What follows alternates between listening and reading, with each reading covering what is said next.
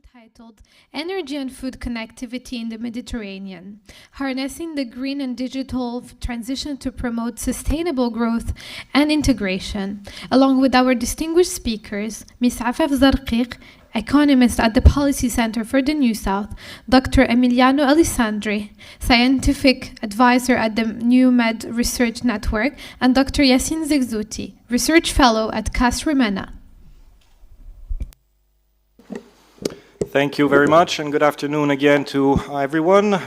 Ladies and gentlemen, it is a great pleasure to open the second panel of today's event. The title has already been said. I will briefly summarize it. We are looking at the energy food connectivity in the Mediterranean, harnessing the green and digital transitions to promote sustainable growth and integration. I believe that we've already had an excellent first panel session today, and there are already clear synergies between the two panels, between the two papers that have been, the first paper which has been presented, which touched very much, I would say also deeply on the nexus between energy, food, and security in the Mediterranean. So it is a particular pleasure now to follow up on this discussion, on this first panel, with the second panel. After an excellent lunch, and my first thanks go again to the Policy Center for the New South for the excellent organization and for a fantastic lunch. I do apologize to the audience which is connected remotely and who couldn't participate in the lunch, and also participate and listen into the discussions that we had during lunch, which are always very fruitful and very interesting. As we all know, during these conferences, a lot takes place also beyond the panels themselves, and it is very important to also take note of these discussions that we've had on the sidelines. For the interest of time, I will now briefly introduce the three speakers. We have an excellent paper giver, which I had the pleasure of reading the paper already on the gas crisis in Europe and its implications for the Mediterranean and for Europe-Mediterranean cooperation and also integration. So our first speaker and paper giver on the panel is Dr. Afaf Zarkik, who is an economist at the Policy Center for the New South, and her paper is entitled "The Gas Crisis in Europe, a Harbinger of Sustainable Cooperation with North Africa." We do have also two distinguished discussants and speakers also who will be contributing to the discussion this afternoon. Our first speaker is Dr. Yassine Zegzouti, who is a research fellow at the KAS-REMENA here in Rabat, and it will be a pleasure to discuss with you also on these themes of energy and food connectivity in the Mediterranean.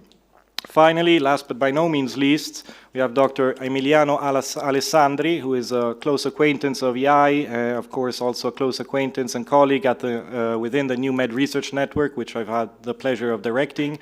Emiliano Alessandri is our scientific advisor at the New Med Research Network, and he is also a policy fellow at the OSCE in Vienna. Now, without further ado, I would welcome our first speaker to take the floor. I believe we also have a PowerPoint presentation, so perhaps we can already begin loading that up on the screens. We will therefore open the floor to the presentations. I've introduced the three speakers already. I will, after the presentation, also raise a number of remarks or thoughts on each of the talks.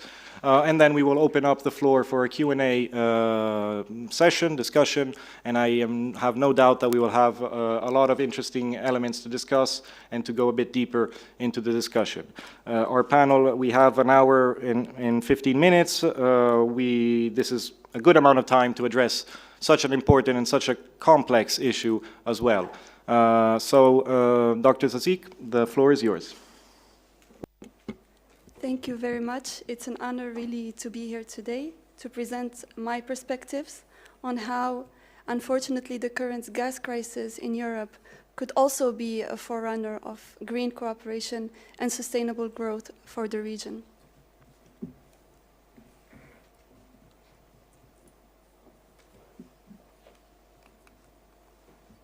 To start, I would like to go back a little bit of in time.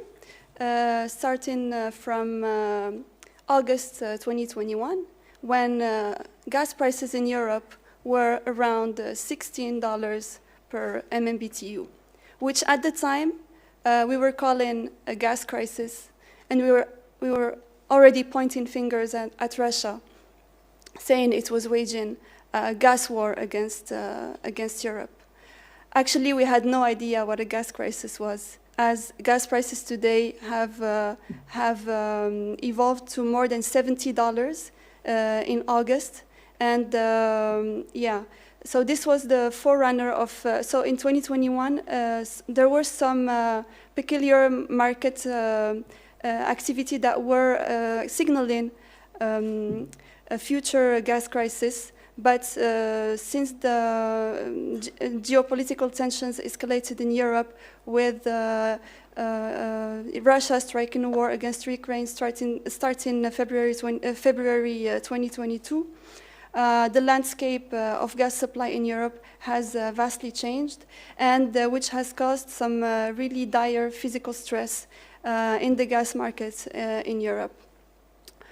The main idea or the main takeaway of my presentation is not to point to the current stress that Europe is going through, but rather to point at the positive action that Europe has taken by swiftly coming up with the Repower EU plan, which is actually a structural response to the current gas prices, under which there are some emergency actions. But the idea is that Europe is leading a structural reform to its energy market, and even its external energy policy today is focused not only on attracting new LNG or natural gas supplies, but at the same time investing in renewable energy, biofuels, green hydrogen, etc., in those regions where it tries to attract natural gas from. That is why I think the path forward for North Africa now is not to try to replace Russia, because it does not have the capacities now, and also because in the future Europe is going to reduce its natural gas demand under the Repower EU plan, and also under the Fit for 55 plan, and under the EU Green Deal plan, which will make it completely climate neutral by 2050. The idea is not to replace Russia. It would be nice to help Europe for now, but the idea is also to work on some internal reforms and look into the future by investing in green energy and energy efficiency in collaboration with the EU. And now to put some flesh on these bones.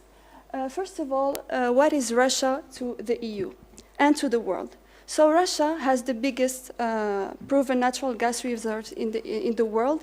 It is the second natural gas producer after the United States, but it is also the biggest natural gas exporter, and its biggest market is obviously Europe.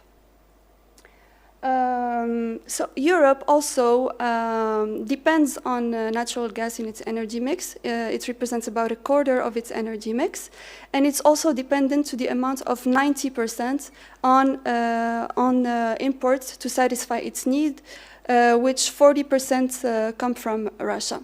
So obviously the role that Russia plays in the EU energy mix is huge.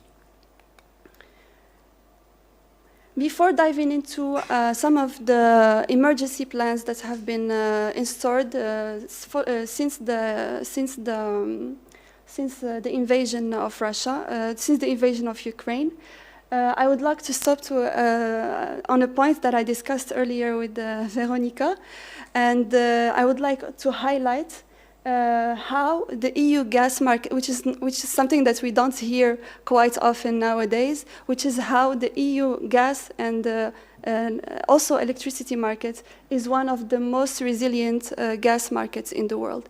And this has been the result of structural reforms that have been in play for more than two decades.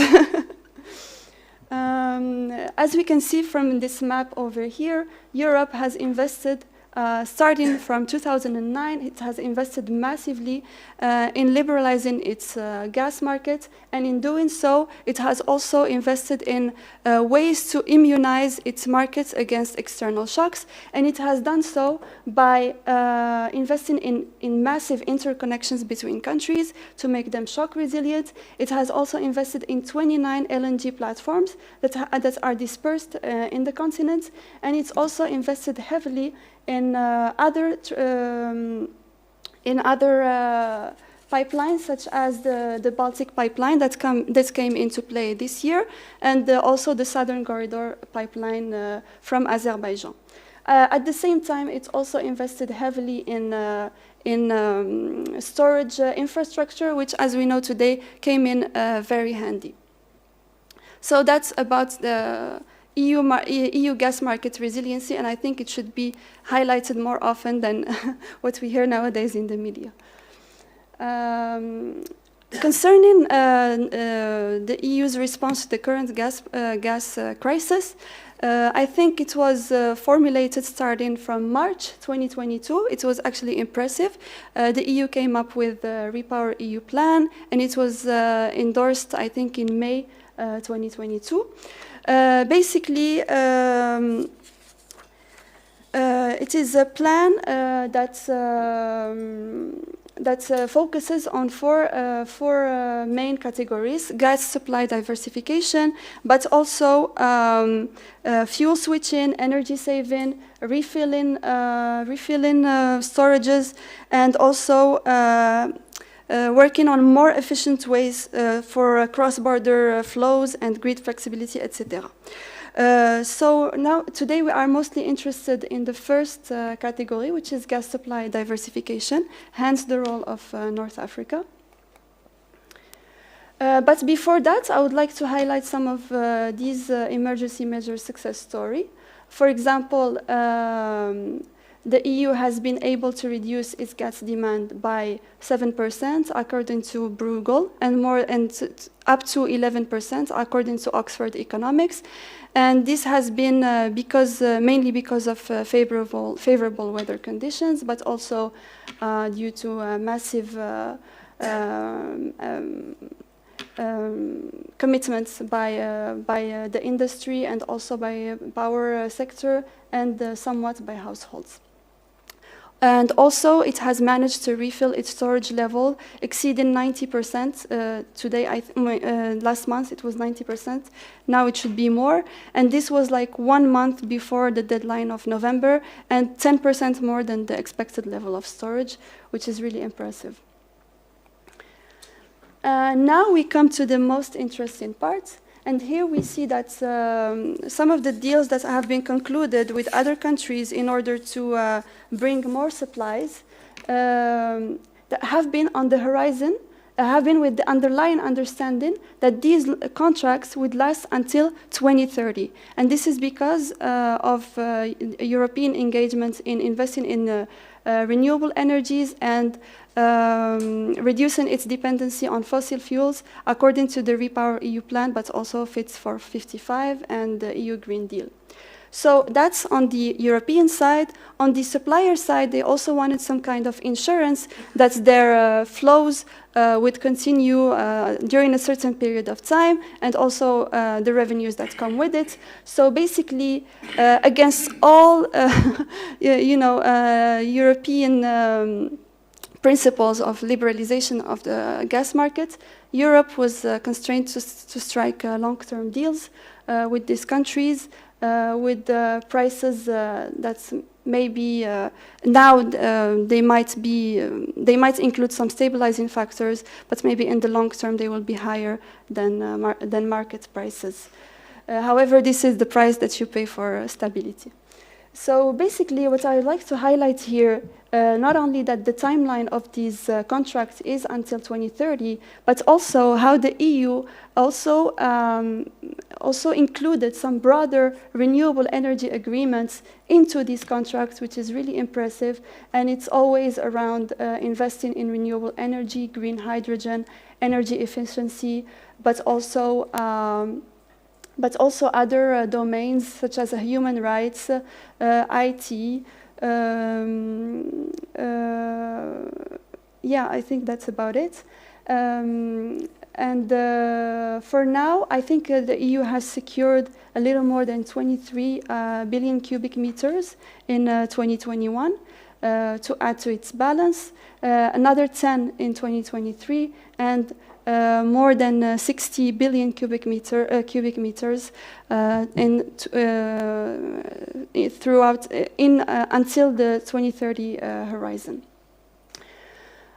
Concerning North Africa's role in this, we can see that Algeria has already struck a bilateral deal with Italy, in which it's engaged in adding around 3 to 4 billion cubic meters per year, depending on the source of information where you get this. However, from the red circles here, you can see that North Africa, while it shouldn't be underestimated, because Algeria is the third supplier of Europe, and it has one of the biggest gas reserves in the world, and I believe one of the, I think, #1 shale gas reserves in the world. However, it is no match to Russian gas for now. So basically, how can it help? And also, before diving into that, we can see that there is a demand ceiling in the future. So these North African countries have to strike some kind of balance between investing in new gas projects, in new production, but also keeping in mind that there will be a massive decline in European demand in the future. So with regards to the EU, I think these countries should really strike a balance. In terms of North Africa's gas outlook, it is actually pretty mitigated.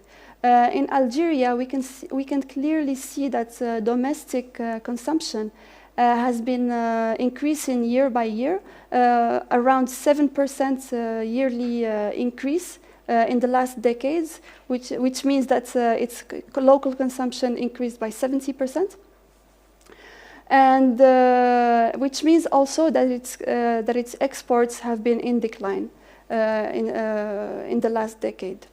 This is also alarming. This is very alarming because it signals, the tightening of the Algerian supply market, which will require deploying some recently discovered gas fields in the near term, but and also deploying some internal reforms to desubsidize or to some internal reforms. Basically, the main point behind it would be to decline the local consumption of natural gas. At the same time, Egypt's relevance to Europe looks more promising because it's actually anticipated this by heavily investing in natural gas a little more than 5 years ago with its discovery of the Zohr field, which has one of the biggest natural gas potentials in the Mediterranean region. And it's also enacted some pretty impressive reforms, demand side-wise, and in terms of administration, and also in terms of infrastructure, especially in LNG. And there is, other than being a natural gas exporter, it could also play the role of an LNG exports hub due to its proximity with Lebanon, Israel, and Cyprus, which, as we know, have made massive gas discoveries. That is why we go back to the main takeaway of this presentation, which is that North Africa should really be looking forward to the future and capitalize on European engagements with with additional supplier under the umbrella of Repower Europe, of Repower EU, which focuses a lot more on renewable energies and LNG, and use this timing to enact some important reforms and steer away from old oil and gas, paradigms, and really look forward to the future. Thank you.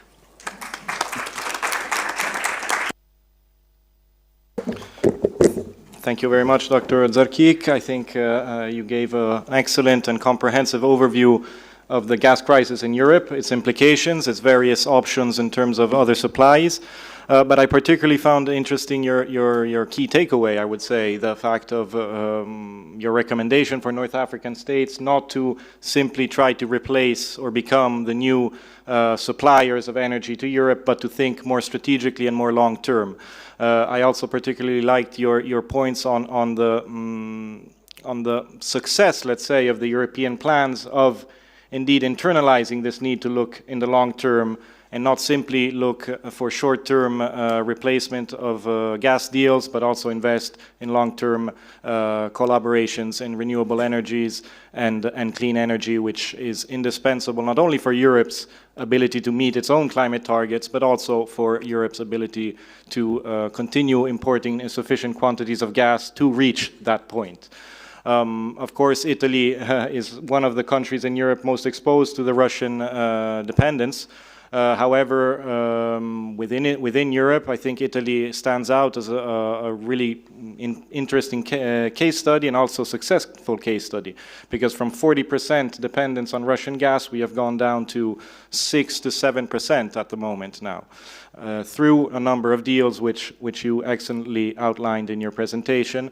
However, of course, the key message, the key takeaway is that even with these deals, and not only for Italy, but for Europe more generally, we are still nowhere near to replacing exactly the amount of gas that is needed. So there's going to be a lot of work that needs to be done internally, within countries, within Europe, but also in terms of our partnerships with external partners, and particularly within North Africa. The element of growing consumption needs or growing usage of energy within North Africa is an important element, and I think it is very much internalized by the European Union with its investments in clean energy in the south, in an effort to also decrease the energy consumption of these countries. So without further ado, I don't want to hog the mic too much from our next speaker, which I'm sure is itching to get to the discussion as well. So please, the floor is yours, Dr. Zarkik. Thank you. Thank you so much for having me in this interesting round table, which tackle a very timely topic. As you know, it's like related to climate change which is affecting significantly the Mediterranean region. Now it's November, it's hot in Morocco, so we feel climate change. So and also, as you know, climate change, this was very impactful, but also we had like the COVID-19 pandemic and also the crisis between Ukraine and Russia, which impact and create like some issue in terms of food security and energy security. And I really enjoyed reading your article, Afaf. It was very interesting. And I would like to start from the fact that we should focus on the positive side of the things, to strengthen and to trigger like partnership between like the Mediterranean side of Europe and the CIMID region, so North Africa. So just I would like to start by some data to illustrate what is happening in terms of food security, because we have two topics that are most impacted by this crisis. First of all, we have like the dependency of the CIMID country to Russia and Ukraine in terms of weight and this product. So as you can see, this figure shows that all the trade flows converge toward Ukraine and Russia. So one challenge is like how we can diversify these flows and to have more partnership between countries. We have France that belongs to the Mediterranean, so we should also reinforce trade with France. And now, as like to illustrate the dependency of the North Africa country, we have Egypt that depend on the Ukraine and Russia in terms of food security about 75%, and Morocco, which like just 20%, because Morocco start working on diversifying import in terms of food security, and that will lead directly to the fact of the stock. So as you can see on the table, we have in Egypt, Morocco, Tunisia, Jordan, an average of stock that range between 2 to 4 months.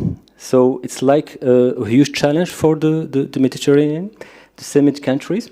And there is also another sector which will be impacted, energy. Energy, I tried like to put this energy mix from different countries just to illustrate what is happening now in terms of energy mix. So Morocco, as you know, we are conducting very, very ambitious projects in terms of solar, wind energy, hydrogen. That was mentioned in the other presentations, but we still have about 60% of our import, while oil and 28% coal. So we have on the other side Algeria, which had just natural gas and oil, and with a small, very small part of renewable energy. So the collaboration could start from analyzing the other mixed energy from Italy and Spain. Look at Italy now, we have like 18% of renewable energy in its mixed energy. So that can give an idea about the kind of partnership that we can build. And France, that has 80% of nuclear energy, it's still questionable, because this morning we discussed the point of nuclear energy, if it's clean, not, but in parallel it's the cleanest energy in terms of this type of energy, but it still have some problem in terms of dangerous waste. It's expensive cost to invest. It requires time to put it in place. So there are many challenges. So to look in this energy mix, we can just have some idea of collaboration and how we can push the renewable energy and have it more present in our mixed energy. So there are chances to collaborate. We have like many framework for collaboration for the Mediterranean region. We have Paris Agreement. Through Paris Agreement, we had many strategies, many programs, many plans. And one of them is neutrality carbon toward 2050. And we have the European Green Deal. We have also the map that was just published by the International Agency for Energy. So we have a good framework to collaborate, but while respecting environment and protecting our resources. So I just put some point where we can have collaboration. Some points were mentioned by Prof. Tansham, but just I will go over it. First of all, as you know, in the North Africa, we have empty lands. And empty lands, we can valorize it, and we can restore it by fertilization. Not just fertilization, water fertilization, but the fertilization is fertilizer is one component, the most important component. And as Morocco, you know, we have OCP, we have big expertise in this thing, so we can valorize and we can bring other knowledge from the Mediterranean country. So there is in parallel not just chemical fertilizer, but as you know, towards UM6P now they are conducting very ambitious studies in terms of producing eco-fertilizer. So eco-fertilizer is like fertilizer, like mycorrhiza, like PGPR. So we have many other alternatives that are developing now in Morocco by OCP, and we can export this also to Africa and export this also to the Mediterranean region. We have also used eco-friendly solution as alternative to traditional agriculture. It's like that goes with the concept of green biotechnology.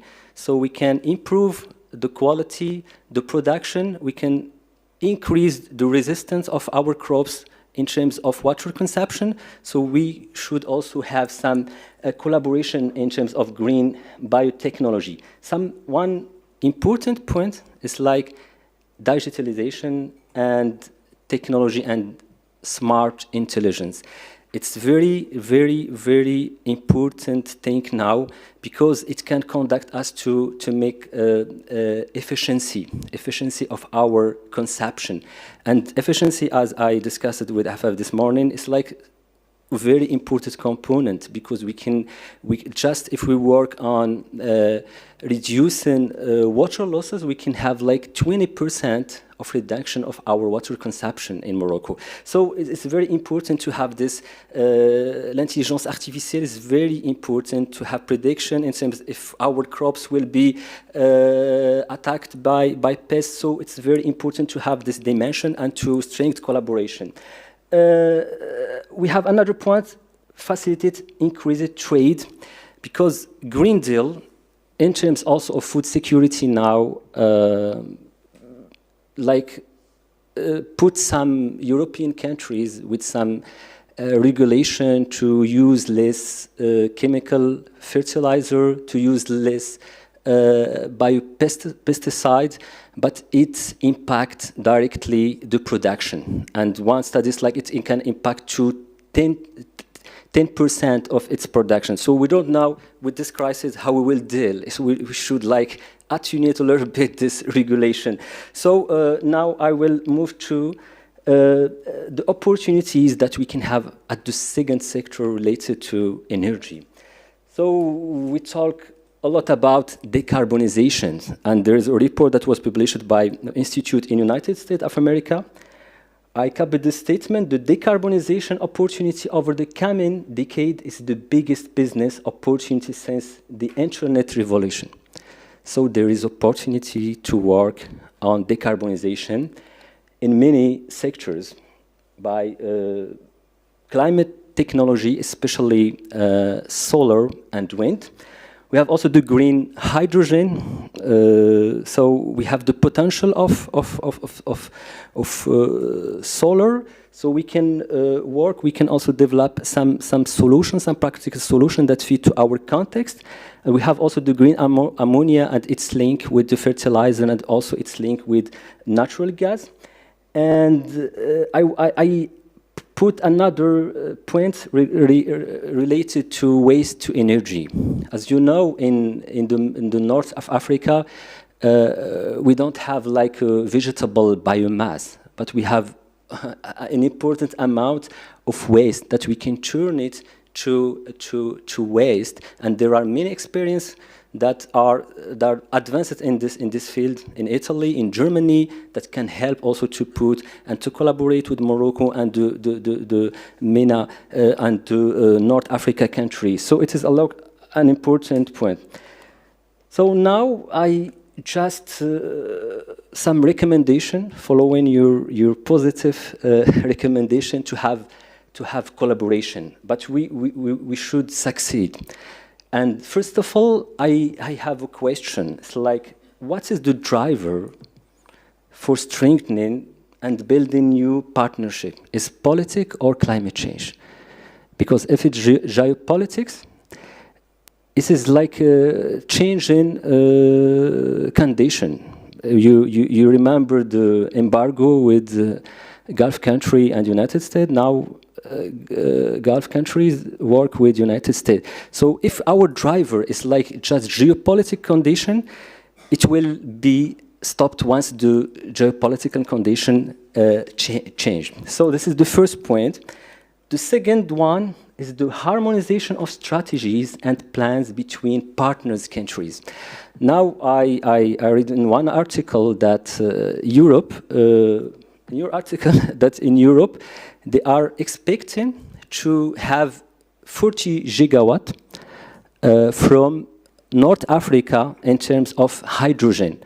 But if we should like do this goal in concentration and in collaboration with this country, with MENA region country. Now Morocco has its own strategy.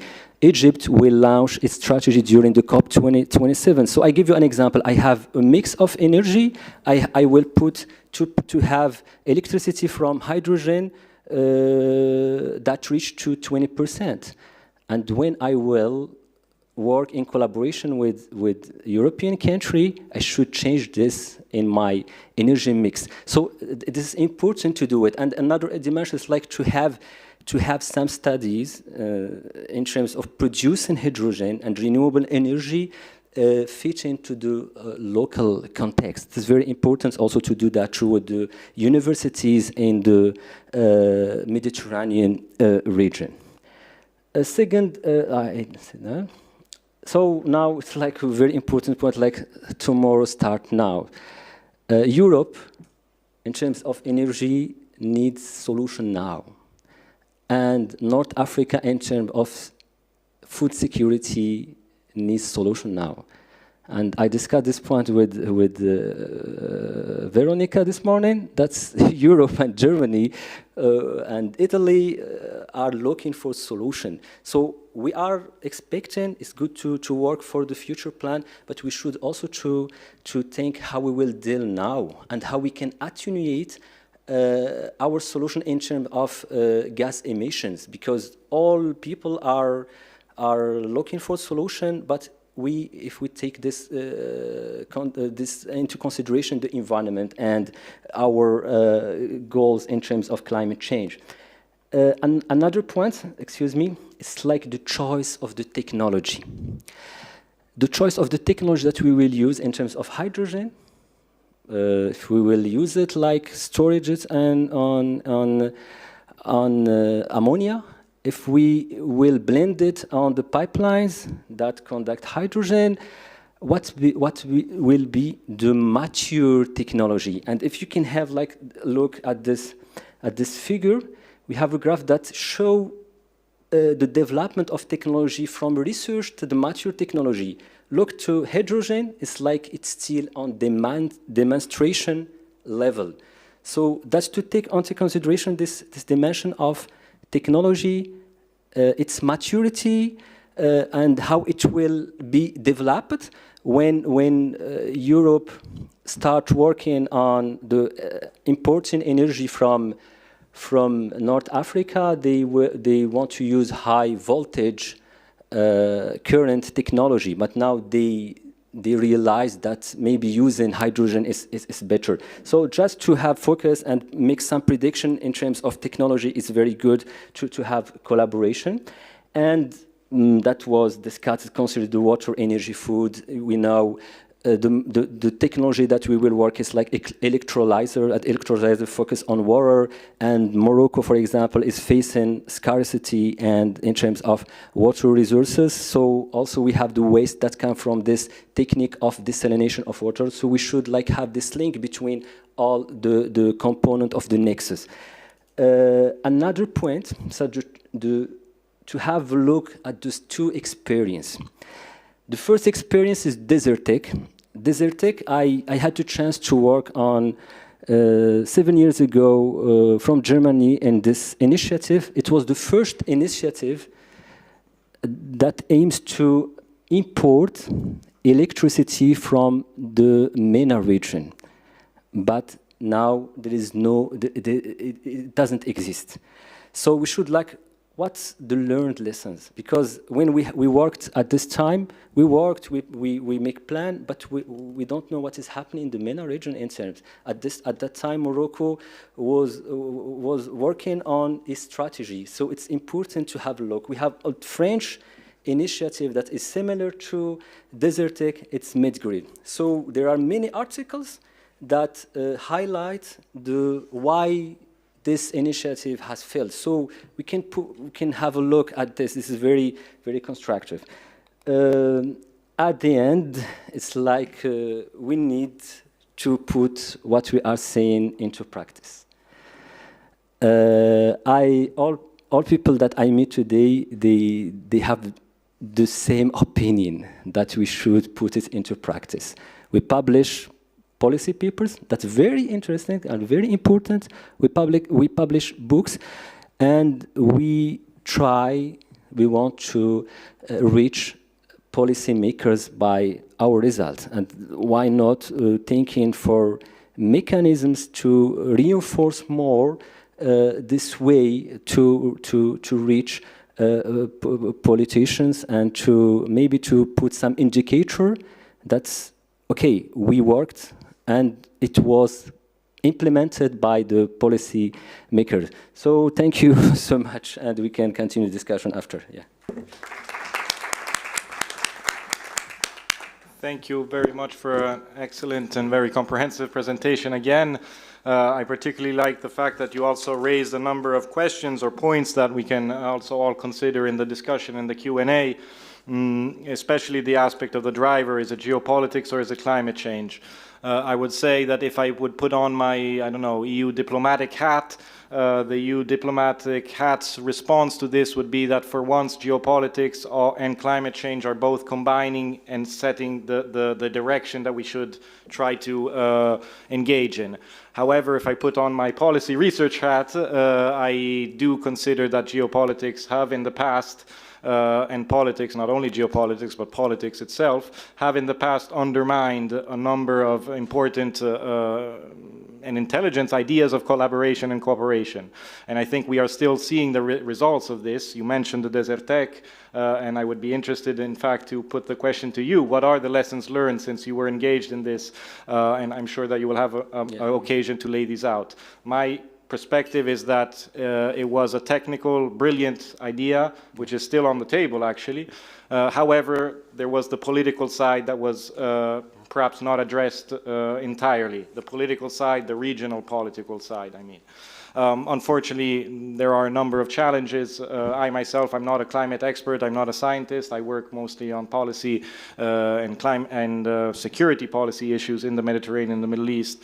So I tend to follow those quite closely, and unfortunately they have put up barriers for integration, for collaboration, and also for genuine partnerships between Europe and North Africa.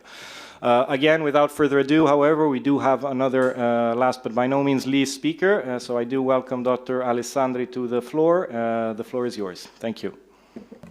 Thank you, Andrea, and thank you to the Policy Center for the very kind invitation, and not only because I'm the last one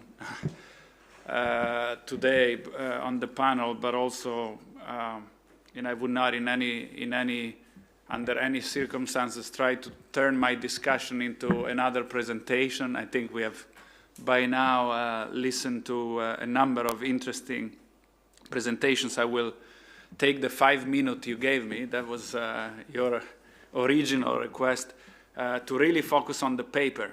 And written by Afaf. And if you haven't read it, I don't know if it was circulated in advance, please do, because it is indeed a very interesting paper, and I will try to highlight some strengths, but also some parts that can benefit from today's discussion.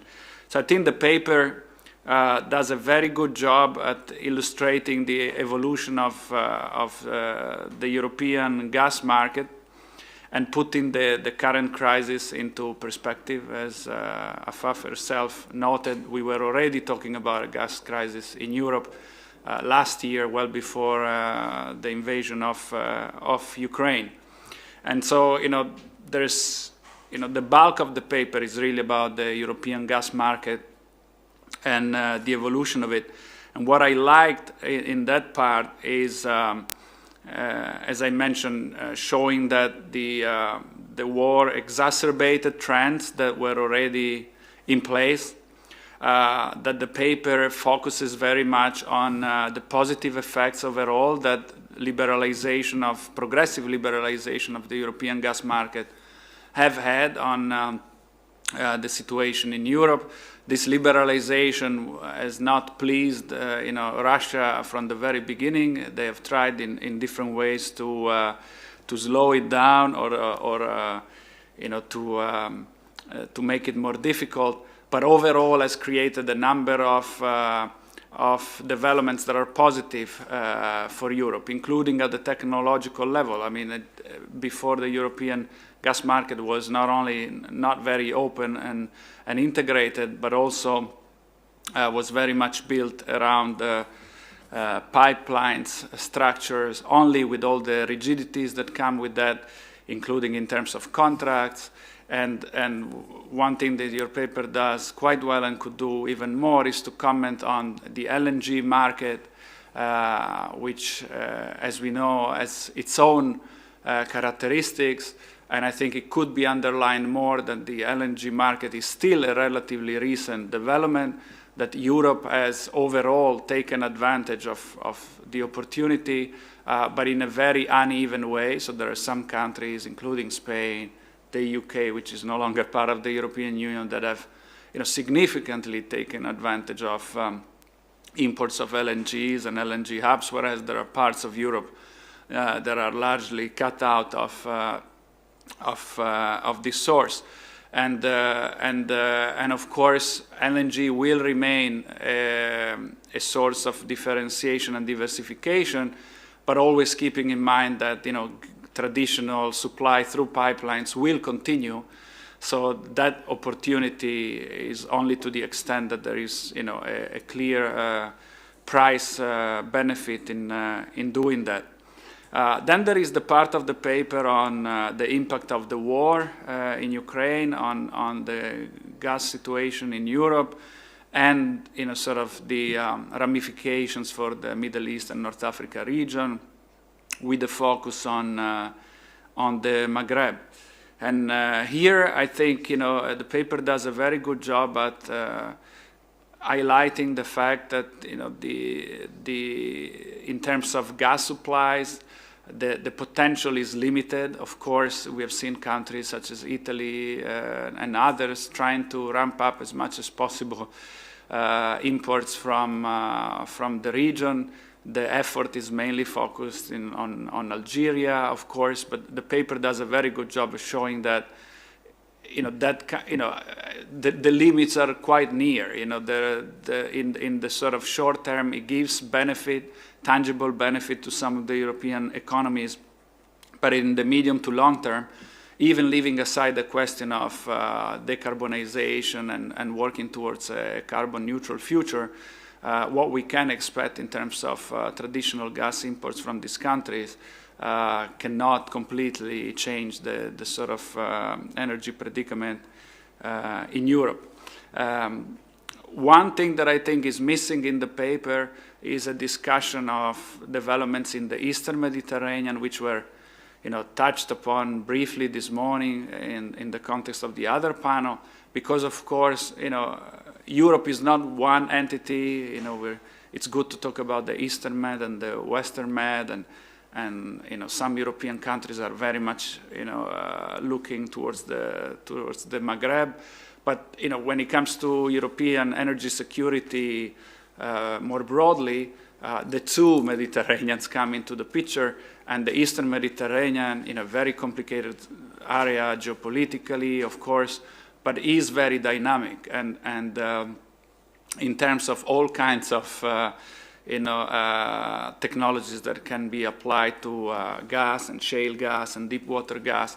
So I think that piece is at the moment kind of out of the picture in your paper, and could be brought in. I know it's a little bit less directly relevant to Morocco, but indirectly it is, because it's part of the energy equation that Europe is trying to put together. When the paper moves then to discuss clean energy sources and makes this very bold and important point about the fact, which I completely subscribe to, that North Africa and a country like Morocco should not opportunistically seize this short window of opportunity now of the war in Ukraine to say we have an entry point now. They have problems when it comes to supply to the east. Therefore, we should try to. It's a much longer term game. And so I take that point, but when you really switch, and I think the paper really switches to from discussing the gas situation to green sources, you should really add, more meat to the bone, to use your metaphor. Maybe building on, the presentation we just heard, with a lot of ideas, and but also connecting your discussion with the discussion we had this morning. So I don't know what Andrea intends to do with these two papers, but I think they talk to each other enough to be part of, maybe a joint publication. I'm not suggesting merging the two papers. I'm not sure the authors would be happy about it, but I think you can work on making them part of a discussion, and maybe yours could then really focus on the gas picture, and then the other paper move on to everything related to energy, but also water and food security and sustainability and connectivity more broadly. A few questions to conclude, and again, questions that I've come up with reading your paper, but also listening to the interventions today. When we talk about North Africa and the MENA region more broadly potentially becoming a hub for renewables, maybe even for the exportation of renewables, we should really focus on technology, and that's what the other discussant pointed out. Not all technologies are immediately available. Not all the technologies are as viable as the others. There was a lot of discussion this morning about green hydrogen, and the fact that green hydrogen can use some of the infrastructure that is used for traditional gas exportations from the region. So I think any paper that makes this bold argument about the partnership between North and South being about new types of energy sources should immediately back that up with a discussion about the technological implications. And all these technological implications come with huge financing questions. So I think the question we briefly touched upon this morning, I think it was Dr. Eli Yuni and Karim in his introduction is who's really going to put the money for this new partnership? Will it be private sector driven?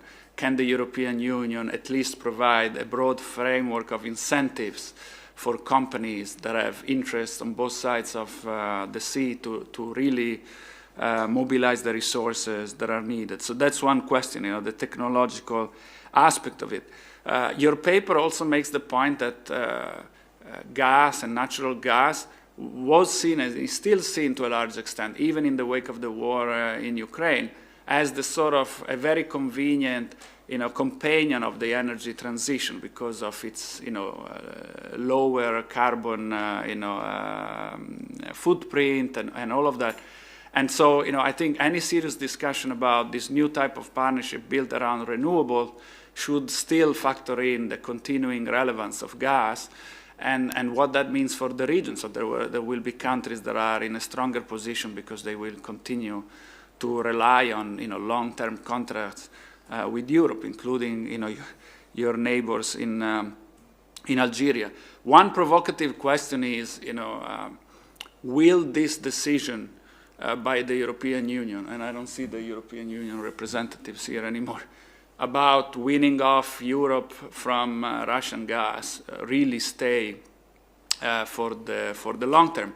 I think a strategic decision was made that dependence on Russian gas is no longer affordable in the wake of the war, but more broadly because European economies and European countries do not want to be in a weak position vis-a-vis a country that is creating so many problems for security in Europe. At the same time, what would be a Russia not exporting gas to Europe? What would it look like? Would it be a more stable Russia politically in the future? How would its own economy cope with this huge change? So now we are in the middle of the crisis. The war is unfolding. Decisions have been made. They have to be presented as final. But I wouldn't rule out, and again, it's a provocation that after all, we're still importing gas from Russia as we speak, right? And it's motivated by short-term needs that cannot be easily addressed, in another way. But can we really think about completely cutting ties, energy-wise with Russia, and not because of, the need at some point to come to a negotiated solution to the conflict, but because, Russia will continue to be a source of instability if its economy collapses, and if they cannot sell gas to anyone, they will face that predicament for sure. Final point about geoeconomics and climate change aligning or not. I don't know if Andrea, you were making this point. Let's also be careful here.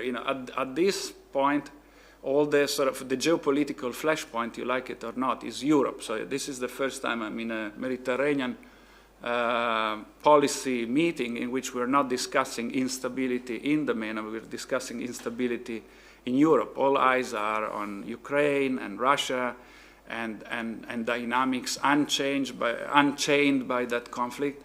And we're looking at the MENA region as a relatively stable region that can actually step up its role as an energy provider to Europe. But we know that there are divisions in this region. There are crises that have not been managed. We have discussed this morning about the interruption of the gas pipeline, between Algeria and Spain through Morocco, and the difficulties between these two countries, which have gotten worse, as we all know, in recent years. So, the geopolitical factor has not disappeared in the MENA region either, and I think Europe at some point will, again, remember that, we don't have the luxury to just, rely on one source or the other, or that, both East and South for us come with challenges. And so I'm not so sure it will look the way you were presenting it, Andrea. It will continue to look, there is an imperative of fighting climate change, and there's now an imperative of relying, of becoming less reliant on Russian sources, and that will by itself generate this, will lead to leveraging renewables and creating a new type of partnership. Again, with whom in the region, and will the countries in the south be able to join this partnership, or they will remain rigidly divided between fossil fuels exporters and countries such as Morocco that are trying to, on the contrary, develop as much as possible their renewable sector? I managed to exceed my 5 minutes.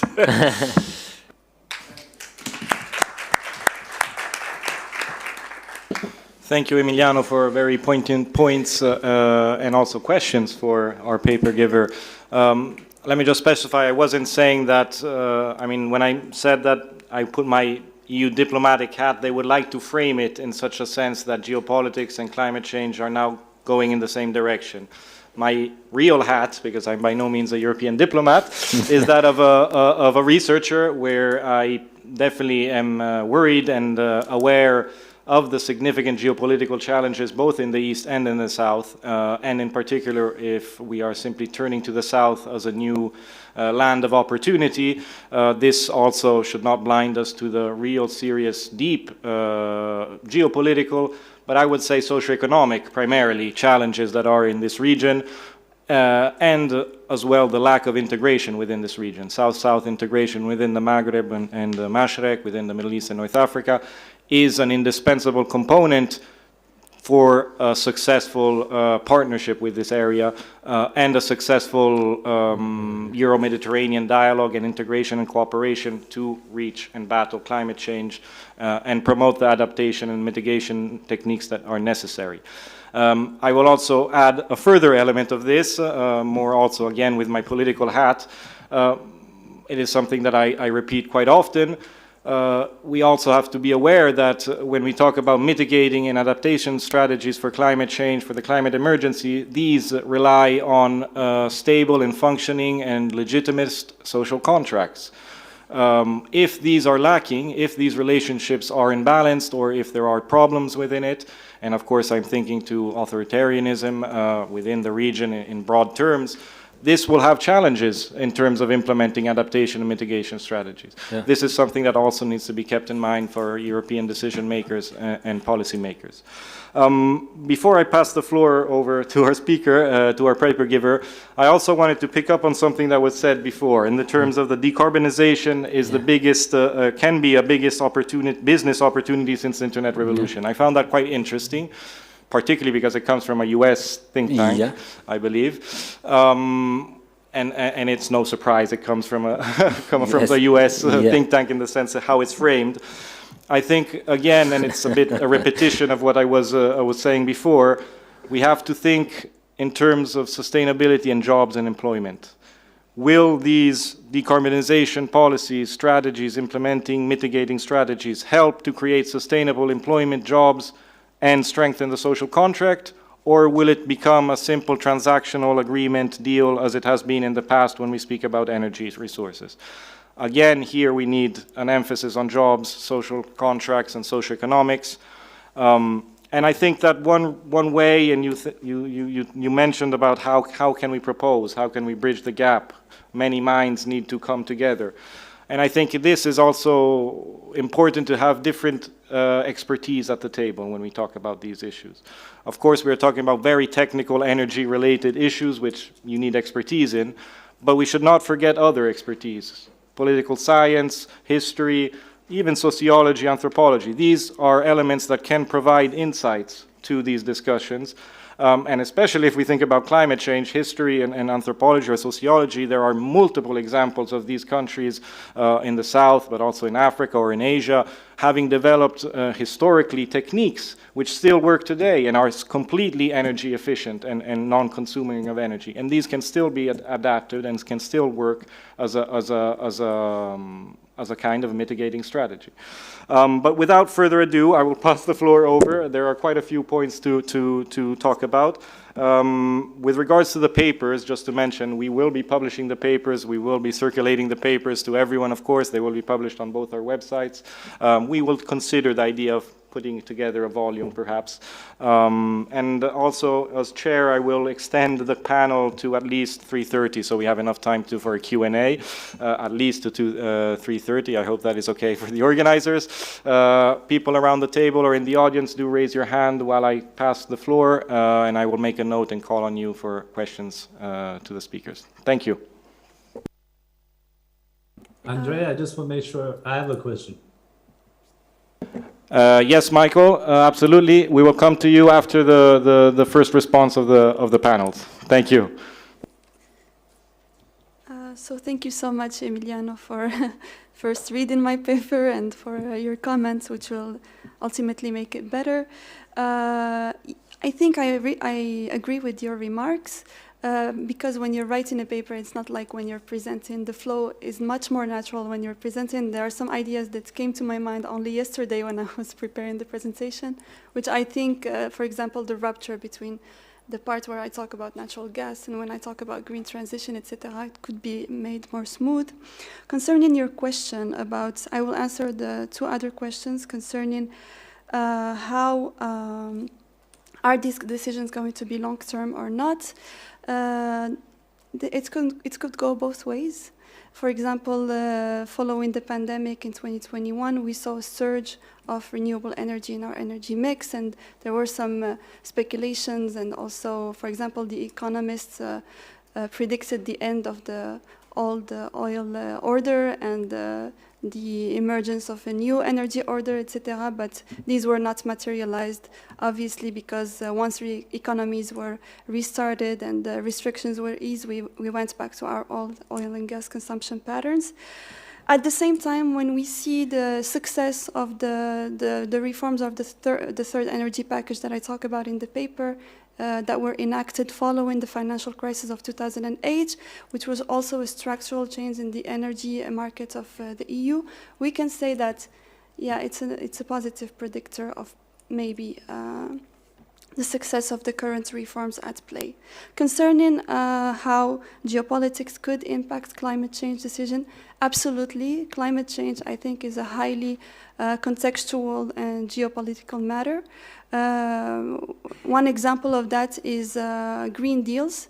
which when they were introduced were actually very much criticized because people just didn't understand what it was. It's had too many elements at play. It talked about employment, health, green energy. People didn't know what we were talking about.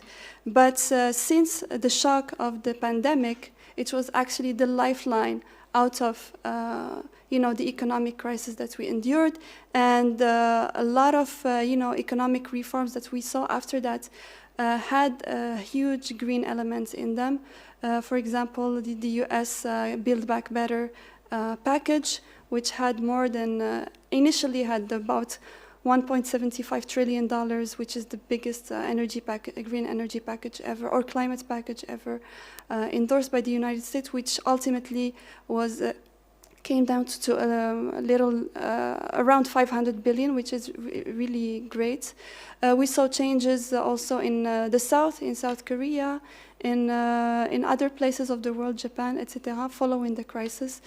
So yeah, the crises can be disruptors for the better, and at the same time they can be disruptors for the worst. For example, unfortunately with the gas crisis in Europe, we saw that there was some switching to fossil fuels in order to guarantee some kind of energy security. Yeah, I think this can happen both ways. Thank you very much. Please, next speaker. Well, first of all, on the aspect of the lessons learned from Desert Tech, but also if you have any reflections on the other points, or if you have anything to add. Yeah, regarding the lesson learned from Desert Tech, it's first of all, it's like it's initiative that comes from Germany and Germany businesses. So at that time it was like it related to it's like it was related to put and work with policymakers. So even if it was opened to all businesses around the world, but there was some criticism that it comes just from Germany. At the same time, same thing for the French initiative. Secondly, at that time, in terms of regulatory framework, the Middle East and the MENA region country, they were working on regulatory framework at the time. So we cannot build on something that it doesn't exist. So it was difficult. The third point that the first like PV plant as a PV field should be implemented in Morocco, and at that time Morocco also in parallel start working in its initiative for making and building solar plants. And it was like hard for Morocco how to combine with these two projects. At the same time, we have Desert Tech that proposed to implement this big project, and Morocco also want to build Nord 1 and Nord 2. So how to combine these two projects in terms of infrastructure, in terms of pipelines? So it was difficult. This is like the 3 points that we faced during our work on the test field that will be that should be hosted in Morocco.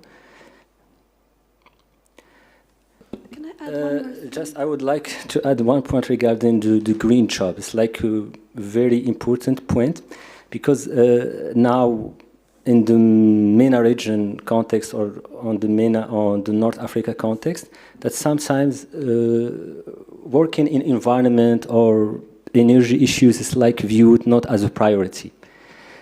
That is because there are other needs that are more important for maybe for the policymakers and for the population.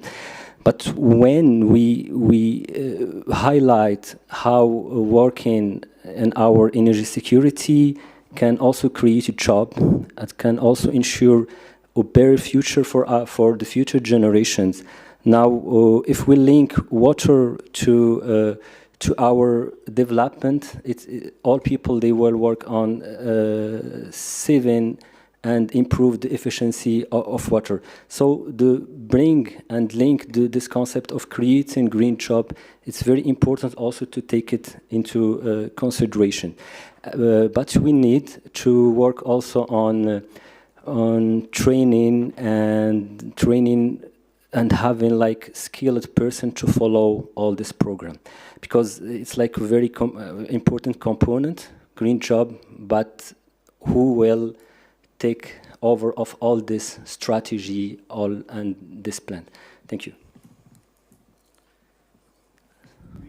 Yes. Yes, very briefly on the geopolitical tensions in North Africa.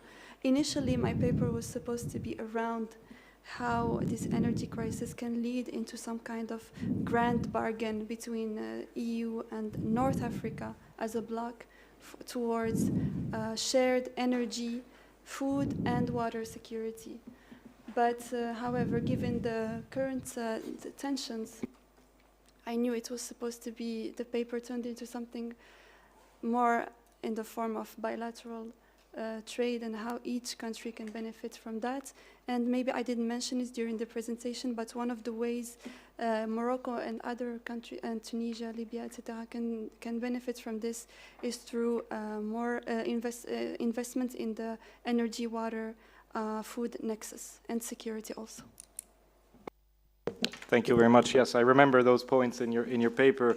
Indeed, you covered very much ground, and we will have occasion to have an exchange via email as well, so I can give you also more written feedback and thoughts prior to the publication. Okay, we are opening up now for the Q&A. I already have 4 questions up line. If it's okay for the speakers, I would collect all 4 of them, and then we can go back. I would ask, please, to take the floor, and then Michael is next. Professor Tanchum. I could leave them to my concluding remarks so as to gain time, because we're running after the clock. Okay. Professor Tanchum, you are up.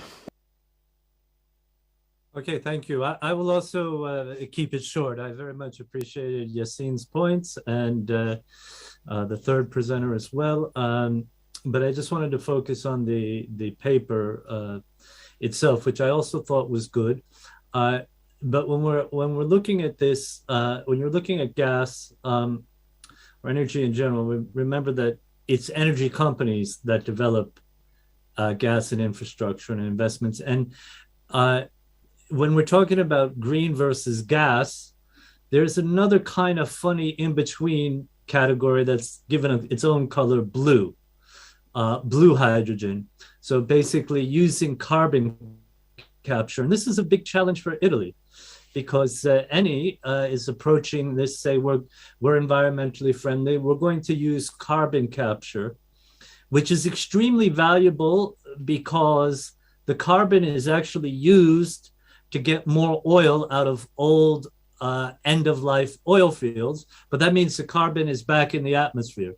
Also, the carbon is also used for refrigeration. This in the food energy nexus, carbon is also very important for refrigeration. So in the paper, which I thought was also very good, I think it's really key to address carbon capture, because this is, you know, in the Egyptian context, which I've written a lot about, it's not gas versus green hydrogen that worries me.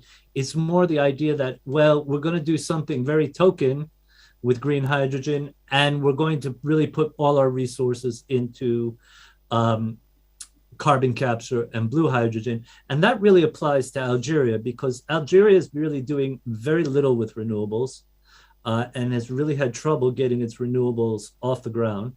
And it's a curse. Another aspect of the quote oil curse is this blue hydrogen and carbon capture. And I think that needs to be addressed, and really needs to be addressed. The Maghreb partners, or the CEMED partners, what the European companies of Italy, France, Spain, etc., but primarily Italy, are doing in terms of carbon capture and how that will adjust the picture. So that's a small intervention, but I think a very vital one if we're looking at the over the next 5 years. Thank you very much, Professor Canuto. Please, the floor is yours. Yeah, thank you. Thanks for all the intervention. I wanted to make a remark on what Emiliano said, because I think it's an important point. I always want to look at potentials and opportunities, but it's true that I think in order to be realistic, we also have to look at risks. And when we talk about the EU frameworks and the EU strategies, I think my question would be, in how far do you think that these risks for instability, for potential conflict in this new geopolitical and energy setting have been taken into account in the EU strategies? I think that's the one thing, not to kind of counteract, all the efforts that the EU has done in the recent years for stability in the Mediterranean region, for socio-economic development, and not to just counteract that now in this kind of challenge of energy security situation. I think that's the one level. And the second level, I think, is the states in the region and the governments of the states in the region. How do they take this into account? Because I think in order not to create instability or unrest in states, and I think that's a point that Andrea mentioned as well, it's about acceptance by the local populations of these new developments. And I think the only way how to get this acceptance is by creating jobs through these developments, by creating growth and socioeconomic development. So I think my point would be, in how far do you see the EU taking this into account in the strategies, and in how far do you see the states and the governments in the region take this into account? Thank you. Thank you. We do have a last question by Dr. De Andres.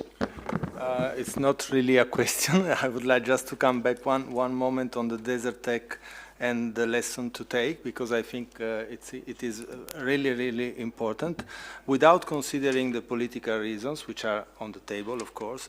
As far as I know, I think that the key reason why desert tech failed was that the technological idea under desert tech was to produce electricity with solar plant in North Africa, then to export the electricity through grids in Europe.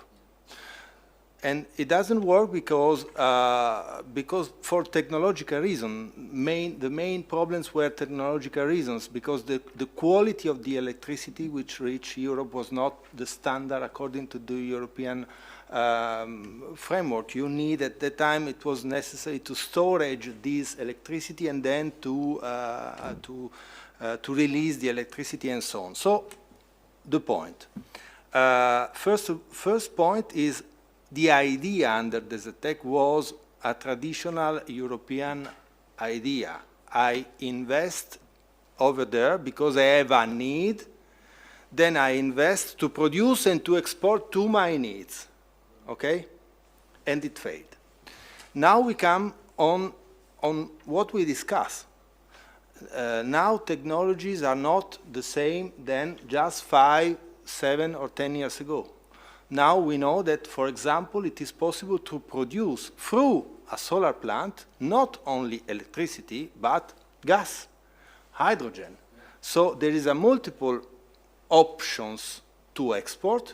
There are multiple options of cooperation, because this is another key point, which was the same point of the European approach when the need was for fossil fuel. Countries sell me fossil fuel, I pay. Okay, that's it. But it's different, because when we talk about hydrogen, when we talk about ammonia, when we talk about solar plant, when we talk about wind plant, there are manufacturing, there is technology, there is the need of an exchange, there is the need for a research. So there is a need of cooperation, So I really think that if we learn from the failure of desert tech, we can also learn the way, also thanks to the technology evolution, of course. And my last point is, I really believe that the equation is a triangle: gas, hydrogen, and renewables. We should look at the three as one single equation, We can also put food over there and agro-food, of course. When we talk about biofuel, we are talking about agriculture. And there is a lot of cooperation which is possible between the two shores of the Mediterranean if we look. And this is a new approach also from the desert tech approach, because it is not the approach of I need something, I go to invest in order to have the export. It's an approach of cooperation, also for your needs. Thank you very much. It is indeed an extremely important point. It was a bit what I was trying to get at, in the sense that if desert tech had failed in the past and now we have seen a lot of changes and technological improvements, is it worth another go or another reformed go? I think it is. And I think the lesson of the win-win and the collaboration, therefore, not only a transactional agreement, is something that is definitely being internalized in the EU. I think we can see it also in the agreement that was done by Italy and Algeria. There are multiple other examples which were also illustrated very well in the presentations. I will pass the floor back if you have last comments, and then we can pass on to the closing remarks. Thank you. Absolutely. I think geopolitics and the stability of the region is very important to the EU. I think this was discussed back before the war, maybe in 2021 in NATO Defense College meeting, where actually they did say that there was the need for gas in the near term, and that North Africa can play a good role in that. But also they should focus on renewable energy. This was before the war, and that is why the EU is really interested in the stability of the region. I'm not a geopolitician, so I cannot talk more about this. About carbon capture and blue hydrogen that were mentioned, yeah, I think they could be a nice addition to the paper, although the paper is talks more about a vision or a way to deal structurally with the current crisis, and doesn't go into the nitpicks of technologies. But I think it's an interesting point. Thank you very much. So I don't want to go into details regarding Desertec, but it's like a good initiative that we can learn from it. I agree with you in terms of technology, but at that time also in Germany and in Europe, they were like satisfied with the technologies. Like we work with CSP to import electricity from Middle East and MENA and General MENA region. But after that, when the research come out with the solution of hydrogen, it make more sense for in terms of business. So this is another component also. But I agree with you. It wasn't built on win-win cooperation. That was the point. Secondly, I would like to add the energy efficiency, because if regarding also, I'm not specialized in geopolitics, but now as like a quick answer to this problem, we can work in energy efficiency, and by also changing the behavior and adopting some sustainable lifestyles, and we can have like a big reduction, because when we will wait to have agreement for producing energy from big plant, we can have like satisfied results just by energy efficiency. Also, I really recommend also to add the point of using blue hydrogen, and just I would like to tell Afaf that there is now the first experience from having blue hydrogen with the carbon capture. It was one initiative now that was launched, I think, 2 weeks ago with Emirates and Germany. You can have a look at it. So if you can just as insight and as like a quickest way for having like clean hydrogen, not at 100%, but it's still a solution. At the end, I also recommend to have like a group, like not institution, because you know, when we talk with European Union, they have these institutions, and they build one common strategy, and they work on it. For the MENA, the context of North Africa, we have some institution, but we don't work similarly as European Union. So we need this kind of collaboration to work together, the North Africa, in collaboration with European countries, because they have strategy of hydrogen. They try to put it into practice, but for us, we don't have this link and this collaborations, as you know. Thank you. Thank you very much. I think that we have gone well over time also for this second panel. So I think we can probably give all our distinguished speakers a round of applause for having covered so much ground. Yeah. And for having presented such excellent papers and thoughts and points. Of course, we have not resolved the many issues we have discussed, but I think it is a good grounding point on which to continue building and continue collaborating, both regionally, internationally, but also bilaterally between Italy and Morocco, between the Istituto Affari Internazionali and the Policy Center for the New South. So without further ado, I will close this final session, and I will welcome to the floor Dr. Otaviano Canuto for the concluding remarks. Thank you. All right. Well, thank you. Thank you both the authors, the discussants, and because you provided us in the two sessions really very learningful experience. And on behalf of the Policy Center, my colleagues, I thank you for that.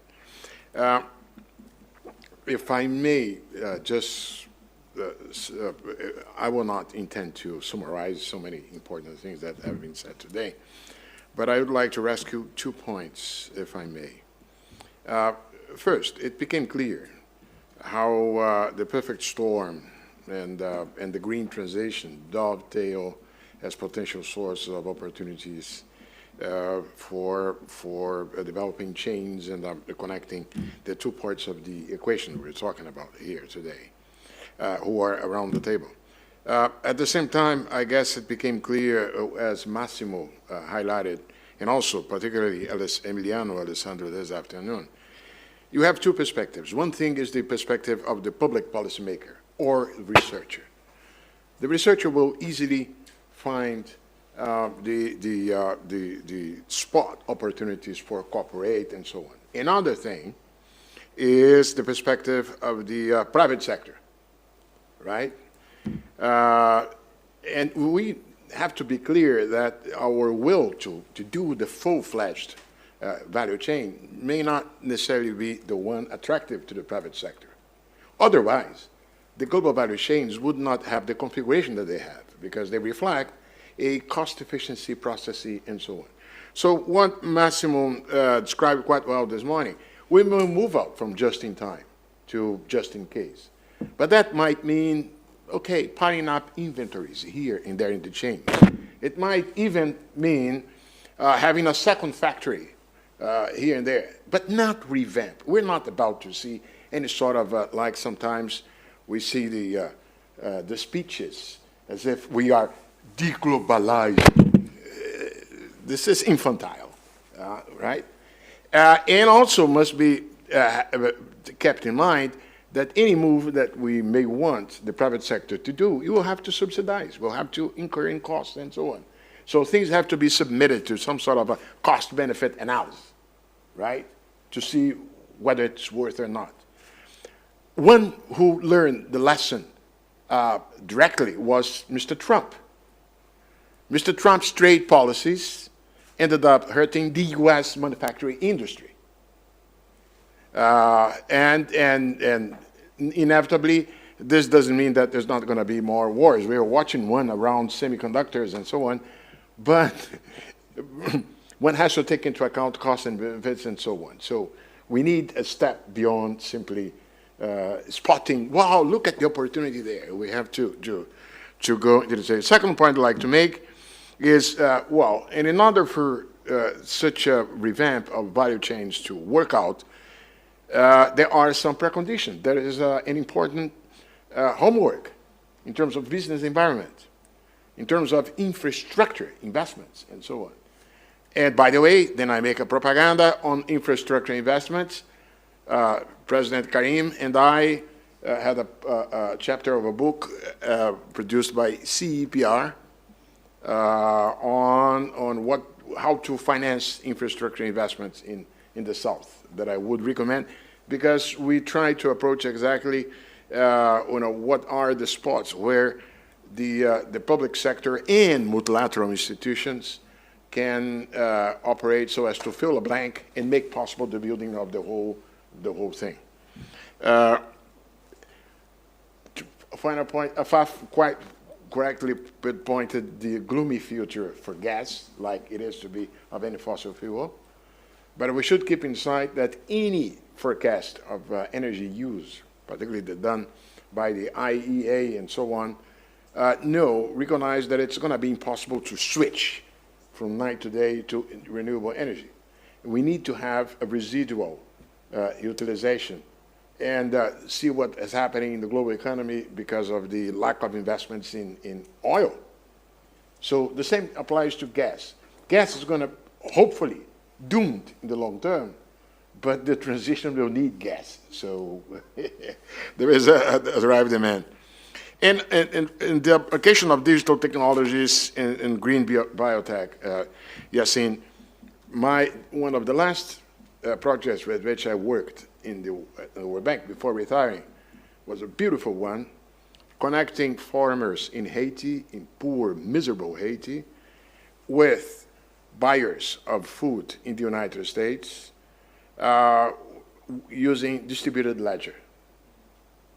Distributed ledger serves more than to do Bitcoin. It also was able to connect so that the buyers of staple from Haiti in the U.S.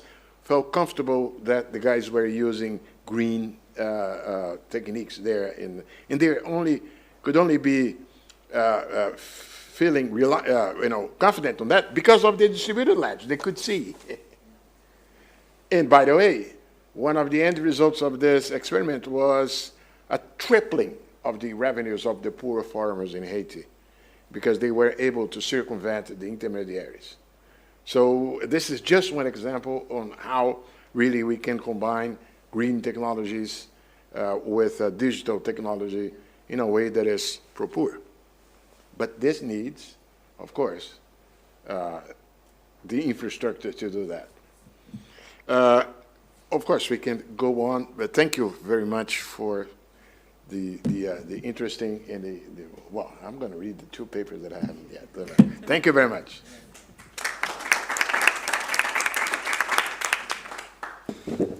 Thank you indeed, Dr. Canuto, for these closing remarks and also for underlining, in some respects, bringing us back with our feet on the ground. If as researchers or policy analysts, we sometimes get maybe too excited about potential opportunities. And this a bit goes back to what I was saying before about the importance of having different expertise around the table. I think that, of course, the challenges are many and broad and significant. There is only, in the past couple of years, a growing knowledge, a growing appreciation of these challenges and the nexuses between climate change and security, sustainability, and a whole number of other issues. There's much, much, much work to be done. We, of course, hope to contribute to this objective of continuing to work and provide research and inputs to the policy dialogues on these domains. But, of course, we are in no means thinking that we alone will be providing the answers. So this, as well, is the importance of partnerships. The importance of partnerships with the Policy Center of the New South is in this context. I've already spoken a lot this afternoon, so I will not go into a real closing remarks or summary. I will limit myself to yet again thanking our gracious hosts for putting up this fantastic conference in cooperation with the Istituto Affari Internazionali. Particular thanks go to Zineb, of course, for having been such an excellent co-organizer in this endeavor and really inviting the right experts and the right scholars around the table. My thanks also go, of course, to the president or the executive president of the Policy Center. It was a pleasure to hear his opening remarks today, and I hope to be able to continue collaborating with the center in my new capacity as the head of the Mediterranean Middle East Center program at the Istituto Affari Internazionali.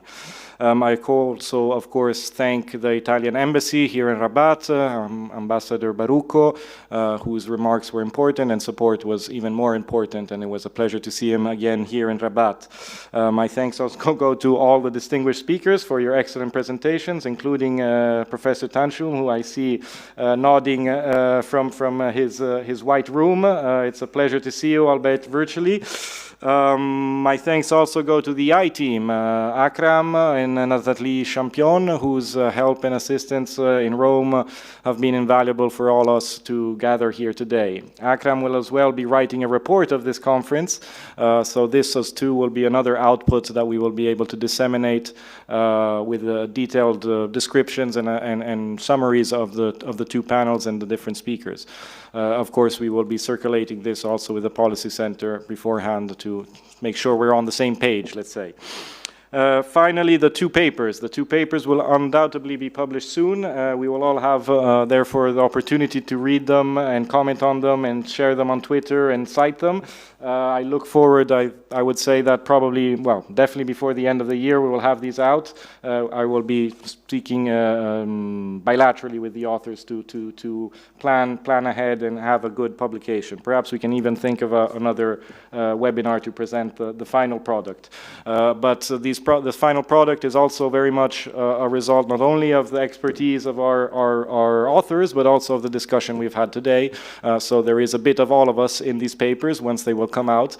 And therefore, I end by, again, thanking all the participants, including the audience from online, which I hope enjoyed this discussion. We have gone quite over time, which is always a good sign that the discussion was fruitful, or at least was interesting, and people contributed. I will just end by saying that as NewMed, as the NewMed Research Network, our next appointment, our next event will be taking place at the COP27. I will be speaking in the Mediterranean Pavilion and a side event on climate change, security, and migration nexus in the Mediterranean. This, again, stands to show, I would say, the commitment of NewMed and all of our network in continuing to work on the issue of climate change and security in the Mediterranean. We've spoken about geopolitics, we've spoken about climate change. I think that we are all in agreement that the climate emergency should be the wake-up call to put us all really on our feet to begin working seriously on this issue. I will end by citing what was said before. Tomorrow is now, and hopefully this message will be one of the ones that we can contribute to spread through these events and these activities. So again, a round of applause to everyone, and thank you very much.